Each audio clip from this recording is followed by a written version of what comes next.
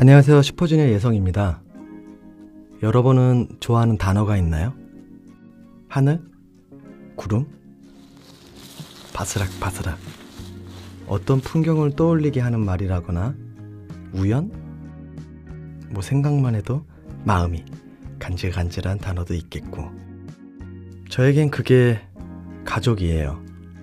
다음에 나오는 제 정규 앨범의 주제도 가족과 많이 연관이 되어 있습니다. 네. 가족이란 단어는 그냥 저에게는 제 삶이라고 생각도 들어요. 무엇보다 또 코로나 때문에 집에만 있는 시간이 굉장히 많았었잖아요. 그래서 가족에 대해 더 많은 깊은 생각들을 하게 된 것 같습니다. 한 전시가 눈에 들어왔어요. 홍순명이란 작가님의 개인전인데, 전시 제목이 비스듬히 떨어지는 풍경, 재난, 가족. 뭔가 굉장히 가보고 싶어지더라고요. 그래서 무작정 찾아가 봤습니다. 건물이 참 특이하죠. 여기는 사비나 미술관이라는 곳인데요. 잘 보시면 건물이 삼각형 모양이에요. 이 미술관은 북한산을 바라보고 서 있어서 제가 알기로 북한산의 원래 이름이 삼각산이거든요. 건축하신 분도 이 사실을 잘 알고 건물을 일부러 그 삼각형으로 지은 게 아닐까. 자, 전시가 시작되는 곳은 2층이래요.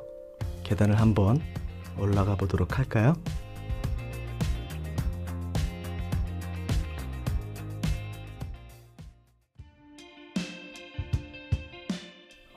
뭔가 굉장히 압도당하는 느낌이 듭니다. 일단 그림들이 어마어마하게 커요. 제 키보다도 훨씬 큰 높이의 작품들인데요.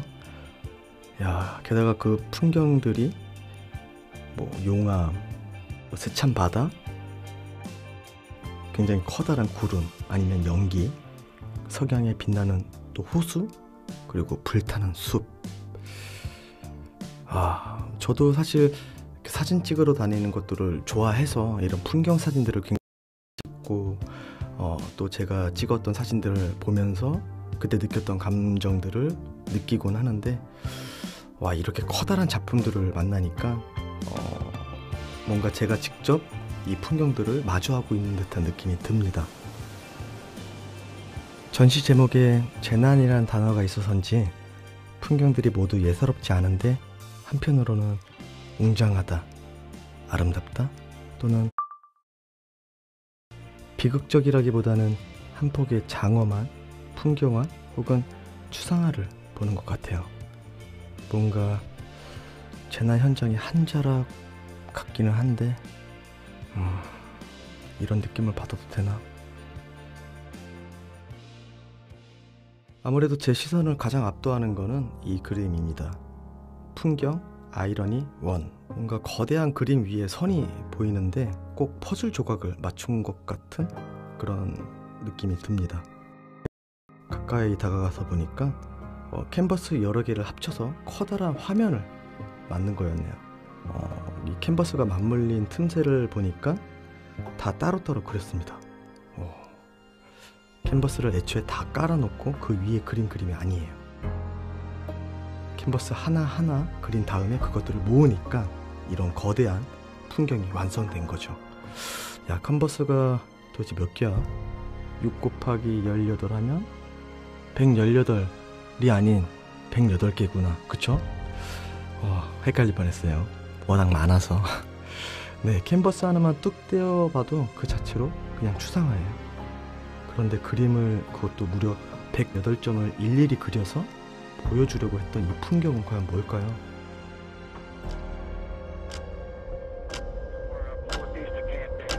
이게 9.11 테러 풍경을 그린 거라고 합니다. 제가 연습생 때 연습을 끝내고 이제 새벽 시간이었었어요. 12시에서 1시 사이. 저는 영화를 보고 계신 줄 알았어요. 그때 부모님이 주무시지 않고 굉장히 놀라면서 봤던 그 뉴스들, 모습들이 생생하게 떠오릅니다. 이 작업을 하는 동안 뭔가 굉장히 좀 힘들지 않았을까라는 생각이 듭니다. 그림 그리는 내내 이 9.11 테러의 아픔에 대해서 떠올렸을 텐데 너무 고통스러웠을 것 같아요. 또 한편으로는 이런 의문도 생깁니다. 아니, 왜 재난 현장을 그려야만 했을까라는. 이 풍경도 재난 현장인가요? 그러기에는 뭔가 이렇게 너무 평화롭지 않나요? 네, 그렇습니다. 작품 제목도 붉은 남쪽 바다. 수면이 잔잔하게 일렁이는 게 이날은 날씨가 참 맑았나 봐요. 물이 얼마나 깨끗하면 햇빛이 이렇게 반짝거리며 반사가 됐을까.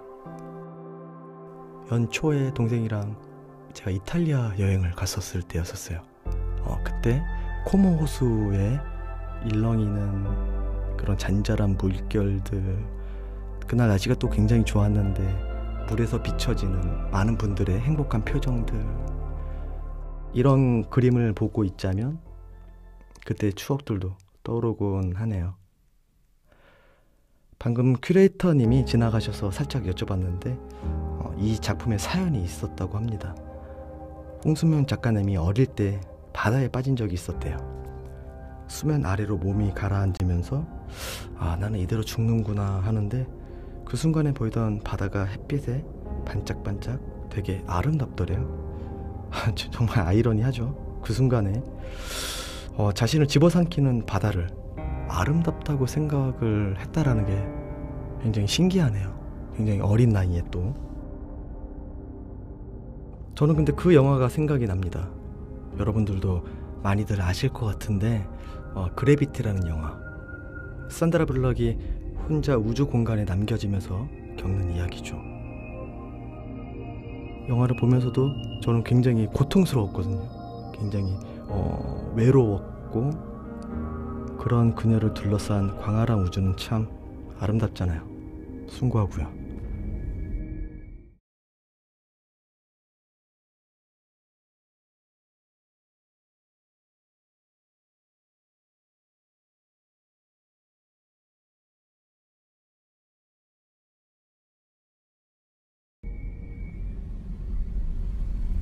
팸플릿에 홍승명 작가님의 작업 노트 일부가 소개되어 있습니다.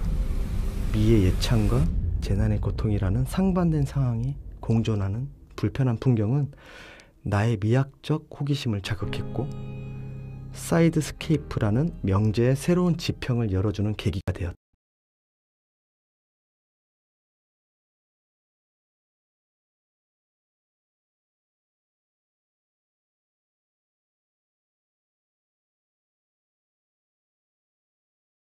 환경이잖아요.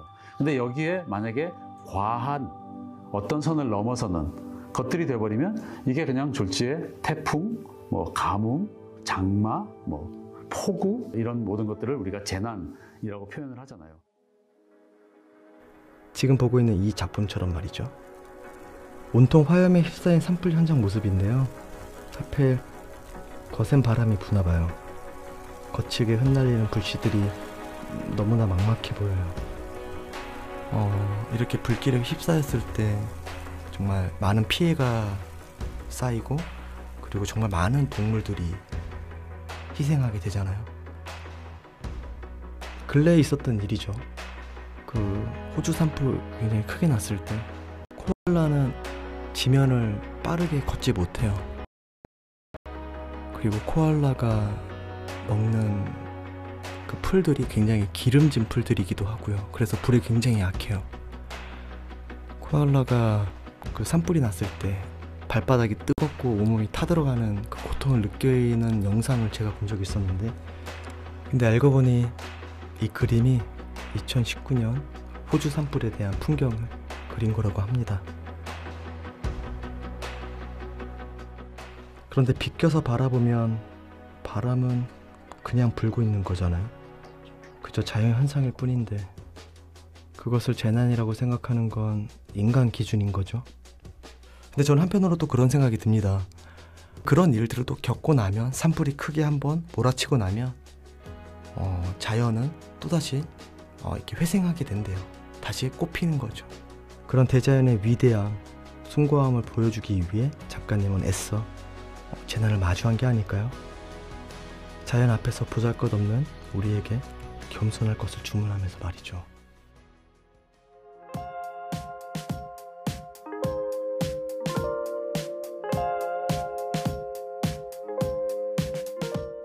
(3층으로) 올라왔습니다. 아래층과는 완전히 다르네요. 빛바랜 옛날 사진들인데 갈기갈기 찢겨서 걸려있는 느낌? 보니까 사진들이 누구 집 앨범에서 꺼낸 것 같은데 작가님네 앨범인가? 근데 왜 이렇게 이리저리 찢겨나간 벽지 마냥 너덜너덜 너절할까요? 한번 보자고요. 작품이 굉장히 오묘해요. 분명 회화 그림인데 사진 같기도 하고요.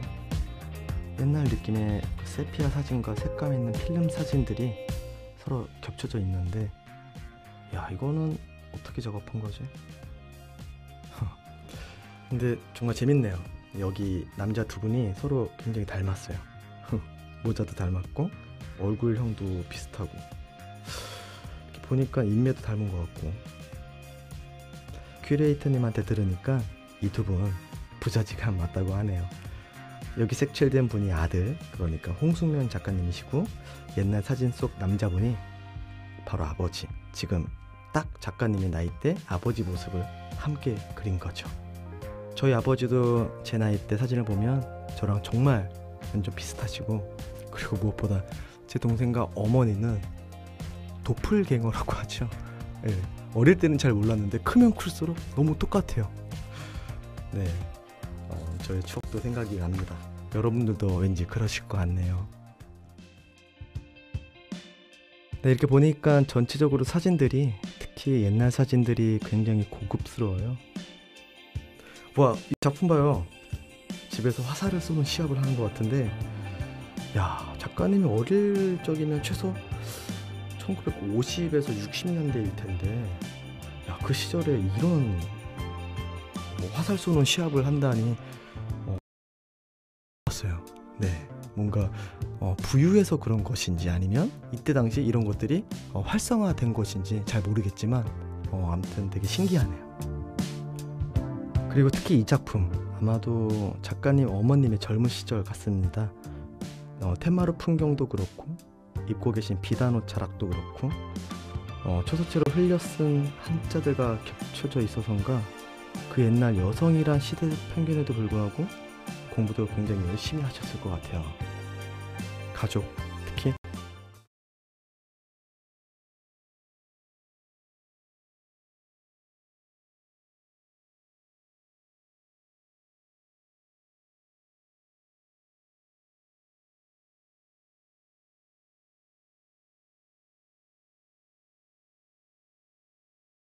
부모님의 옛날 모습이 담겨선지 굉장히 애틋한 그림들인데, 왜 작가는 이렇게 뜯고 찍고 혹은 막 긁어낸 것 같은 이런 거친 화법을 사용했을까 궁금해지긴 하네요.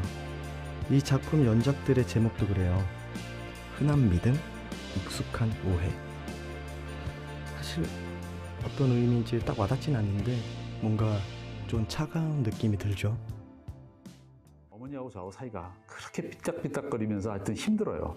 이런 것들을 작업으로 한번 풀고 싶었었어요. 또 어머니의 앨범에서 찾은 어떤 화면을 제가 선택을 해서 그 어떤 화면을 그려요. 그 위에 한국에서 벌어졌던 사건들을 찾아서 그 실루엣을 화면에 비춘 다음에 그 실루엣 모양을 그대로 테이프로 붙여요. 그 위에다가 다시 내 환경, 나의 어떤 사진이거나 내가 겪었던 사건이거나 내가 어떤 뭐 이런 것들을 그 위에다 다시 그려요.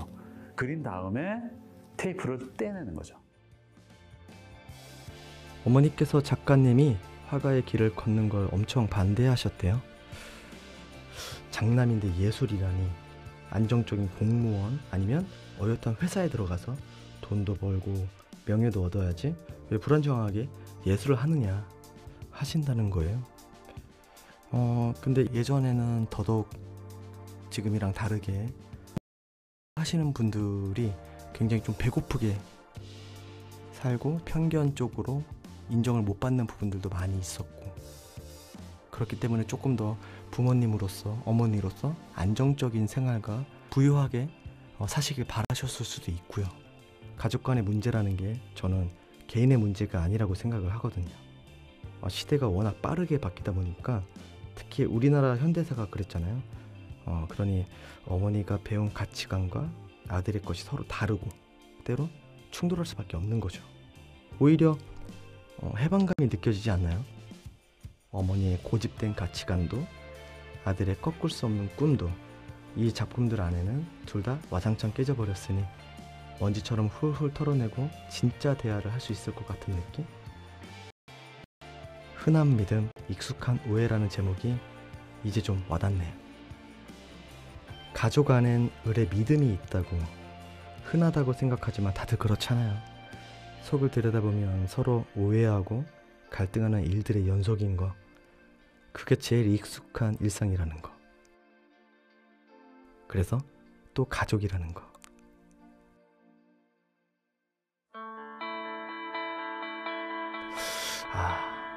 당연하게 여겨왔던 가족이란 풍경, 그리고 재난이라고 했을 때 을의 비극적 풍경만을 떠올리는 당연한 감각들을 버리고 전시 제목처럼 비스듬하게 풍경을 조망하는 일들이 우리의 삶 속에서 꼭 필요한 경험인 것 같아요.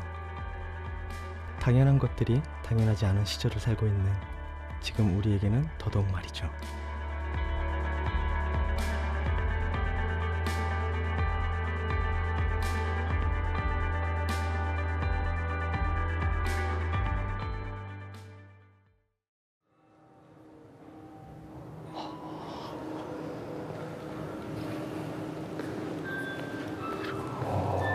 입체감 장난 아니다.